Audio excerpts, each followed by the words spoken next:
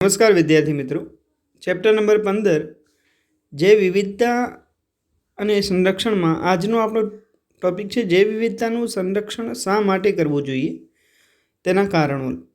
બરાબર. તો જૈવ વિવિધતાના સંરક્ષણ માટેના કારણો આપણે જોઈએ તો એને મુખ્ય 3 ઉદ્દેશોમાં સમાવાય છે. પહેલું છે સંક્ષિપ્ત રીતે ઉપયોગિતાવાદી દલીલો, બીજું છે વ્યાપક રીતે ઉપયોગિતાવાદી દલીલો અને ત્રીજું નૈતિક રીતે ઉપયોગિતાવાદી દલીલો છે. આ ત્રણેમાં દરેક કારણ જે છે એ આપણે ભણવાનું છે અને જે બધી જ રીતે મહત્ત્વના છે.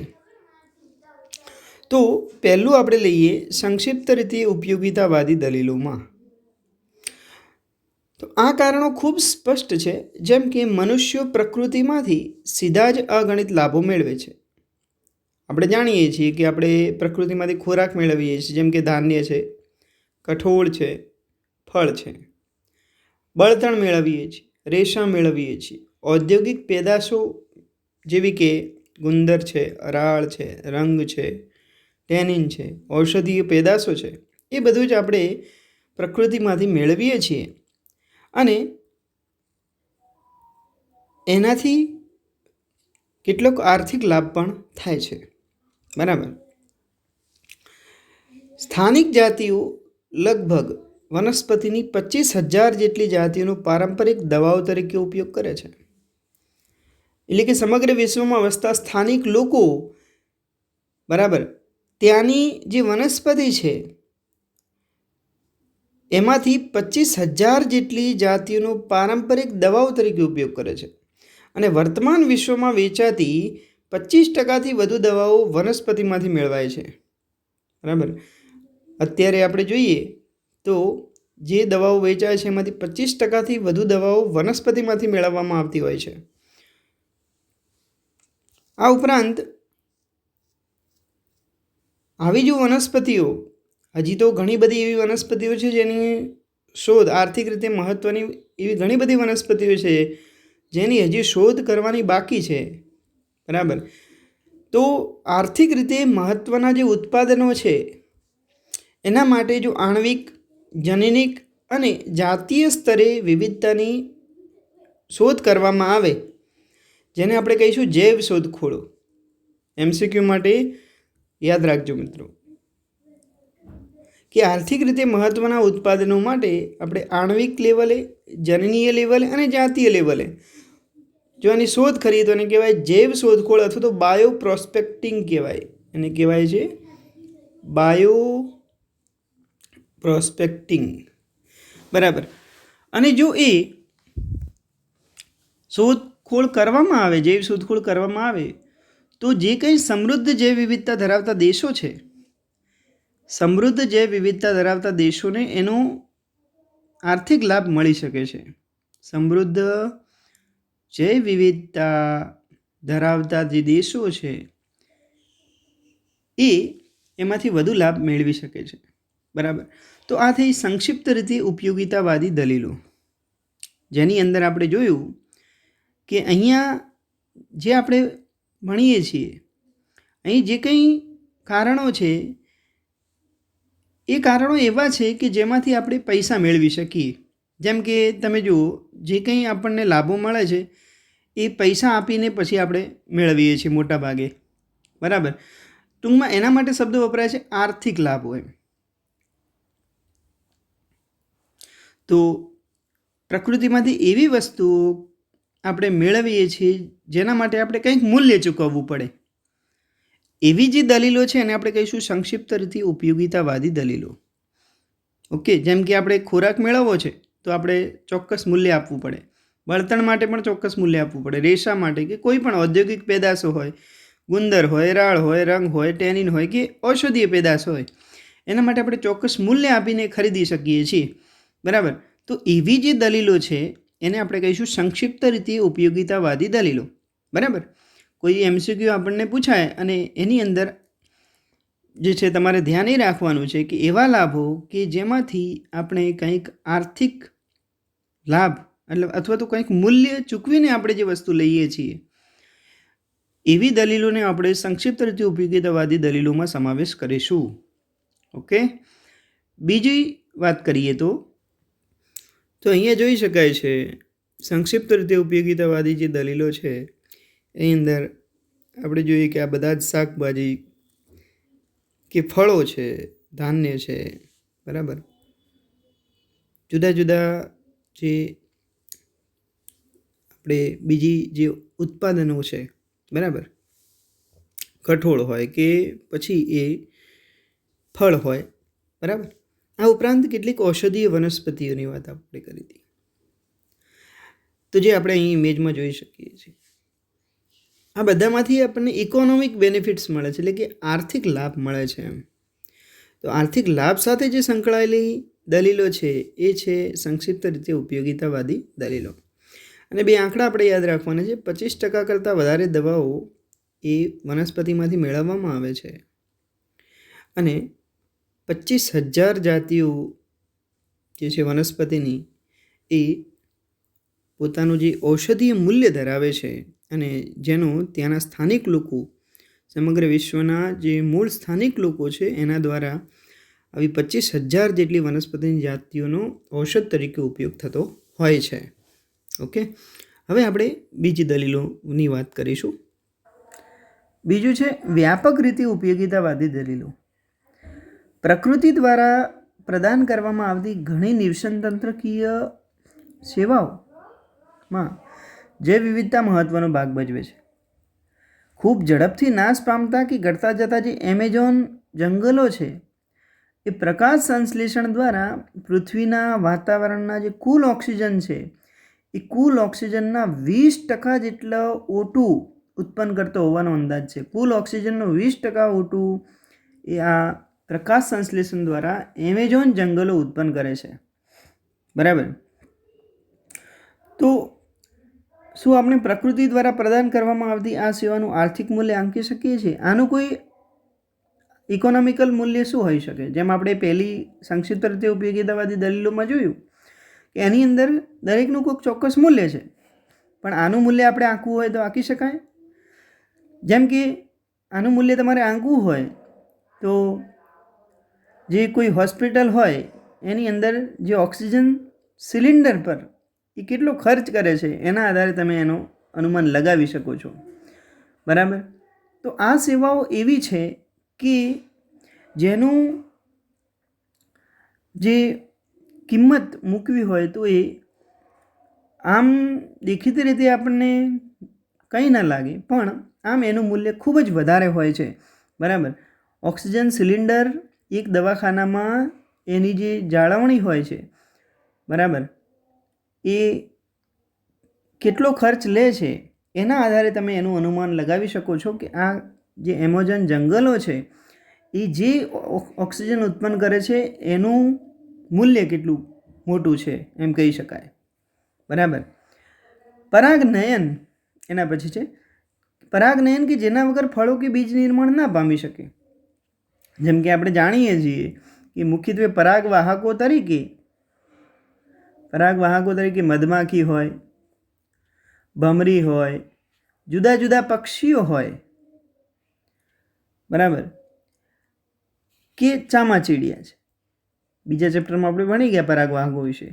આ બધા જ પરાગવાહકો છે એ જો પરાગનયનની ક્રિયામાં ભાગ નહીં લે તો વનસ્પતિમાં પરાગનયન નહીં થાય, અને પરાગનયન નહીં થાય તો ફળ કે બીજનું નિર્માણ નહીં થાય, બરાબર. તો આ જે છે પ્રાકૃતિક રીતે ખૂબ મહત્ત્વપૂર્ણ બાબત છે એમ કહી શકાય.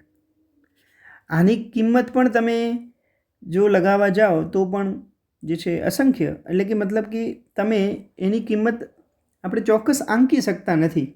અહીં આપણે એવી દલીલોની વાત કરવાની છે કે જેની ચોક્કસ કિંમત આંકી ન શકાય પણ એ પ્રકૃતિ માટે ખૂબ જ જરૂરી છે એમ કહી શકાય, બરાબર. જેમ કે પ્રાકૃતિક પરાગવાહકોની મદદ વગર પરાગનયન પૂર્ણ કરવાનો ખર્ચો એ ખૂબ ભારે પડી શકે છે એમ. જો આ મધમાખી, ભમરી કે પક્ષીઓ કે ચામાચીડિયા ન હોય તો આ પરાગનયન કરાવવા માટે જે ખર્ચો થાય એ જે છે એની કિંમત આપણે ચોક્કસ આંકી શકતા નથી, પણ જો એવું કરવામાં આવે તો એની કિંમત ખૂબ જ વધી જાય છે એમ પણ કહી શકાય, બરાબર, એમાં કોઈ બેમત નથી. બરાબર, તો આ બીજી બાબત થઈ. એના પછી જોઈએ બીજા કેટલાક અપ્રત્યક્ષ લાભો પણ આપણે પ્રકૃતિમાંથી મેળવીએ છીએ. જેમ કે લાકડાના જાડા ગોળવા ફેરવીને એને નિહાળવાનો આનંદ. બરાબર, સવારમાં બુલબુલના જે ગીત છે એ ગીત સાંભળવાનો આનંદ. બરાબર, વિવિધ પુષ્પોને નિહાળવાનો આનંદ.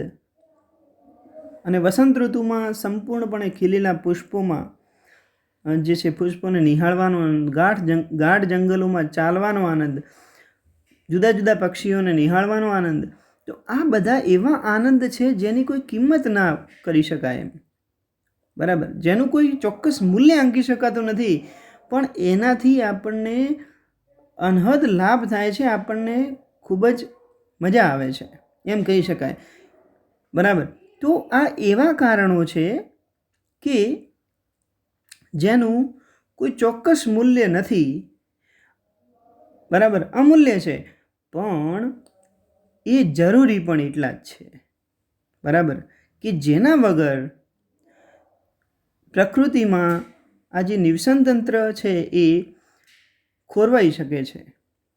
બરાબર, તો એને આપણે કહીશું વ્યાપક રીતે ઉપયોગિતાવાદી દલીલો. ઇમેજ દ્વારા એને સમજીએ તો અહીં આપણે જોઈ શકીએ છીએ કે એમેઝોન વર્ષા જંગલો કે જે પ્રકૃતિ માટે પૃથ્વીના ફેફસા તરીકે પણ ઓળખાય છે. બરાબર, કે એની અનહદ સુંદરતા, આપણે જે ગાઢ જંગલો હોય એની અંદર ચાલતા જવાનો આનંદ હોય. બરાબર, પરાગનયનની જે ક્રિયાઓ છે પક્ષીઓ દ્વારા કે પછી મધમાખીઓ દ્વારા આ પરાગનયનની જે ક્રિયાઓ થતી હોય છે એનું કોઈ ચોક્કસ મૂલ્ય આપણે આપી શકતા નથી. આ જે જંગલો છે એ કુલ ઓક્સિજનના 20% O2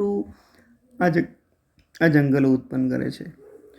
બરાબર, તો અહીં બધી જ નિવસન તંત્રીય સેવાઓની વાત છે, ઇકોસિસ્ટમ સર્વિસીસની વાત છે કે જેનું કોઈ ચોક્કસ મૂલ્ય નથી, પણ જે એક ચોક્કસ નિવસન તંત્રને ટકાવી રાખવા માટે ખૂબ જ જરૂરી છે એવી સેવાઓ છે વ્યાપક રીતે ઉપયોગિતાવાદી દલીલોની.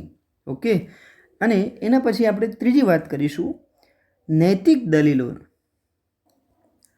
તો નૈતિક દલીલો શું કહેવા માંગે છે કે પૃથ્વી ગ્રહ પર રહેલી એવી વનસ્પતિઓ, પ્રાણીઓ તથા સૂક્ષ્મજીવોની લાખો જાતિઓ જેના આપણે ઋણી છીએ. બરાબર, કે જેમની સાથે આપણે રહીએ છીએ. ઓકે, દાર્શનિક કે આધ્યાત્મિક રીતે આપણે સમજવું જરૂરી છે કે દરેક જાતિઓ તેનું આંતરિક મૂલ્ય ધરાવે છે. દરેક જાતિને પોતાનું ચોક્કસ મૂલ્ય હોય, ભલે આપણે માટે એ તેનું વર્તમાનમાં કોઈ આર્થિક મૂલ્ય ન હોય.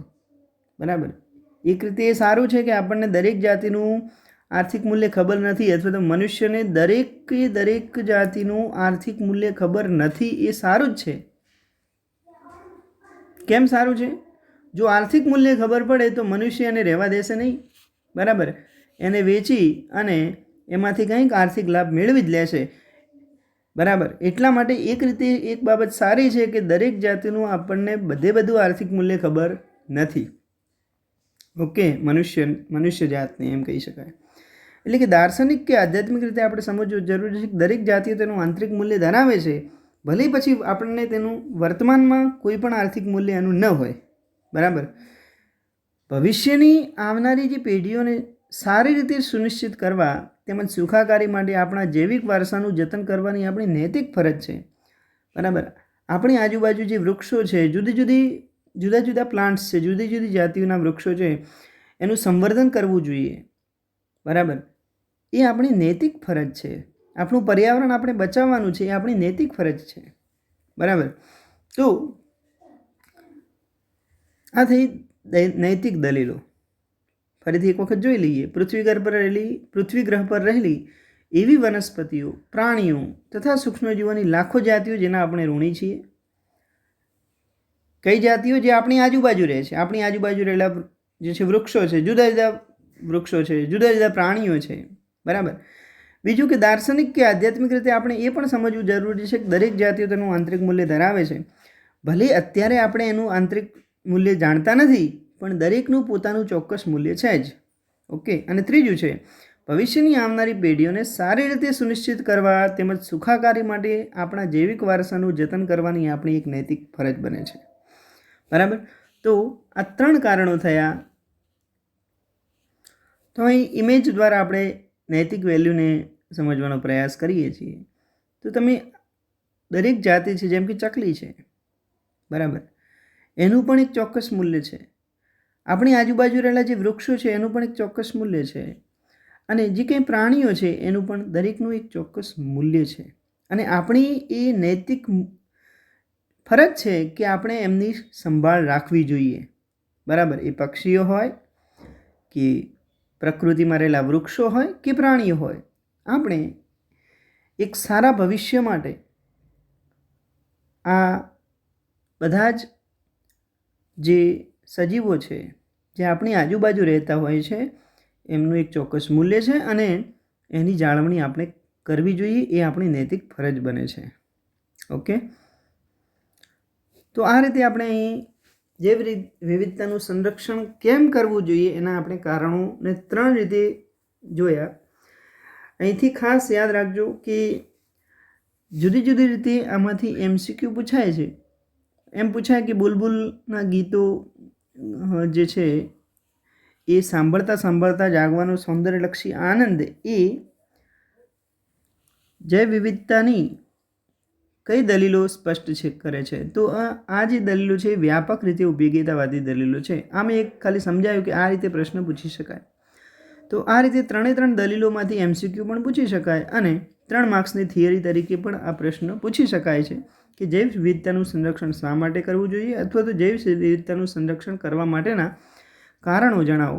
તો આપણે સંક્ષિપ્ત રીતે ઉપયોગિતાવાદી દલીલો, વ્યાપક રીતે ઉપયોગિતાવાદી દલીલો અને નૈતિક દલીલો વિશે લખવાનું છે. ઓકે. તો આજનો આપણો ટૉપિક અહીં પૂરો થાય છે. નેક્સ્ટ વિડીયો લેક્ચરમાં નવા ટૉપિક સાથે મળીશું. આવજો મિત્રો.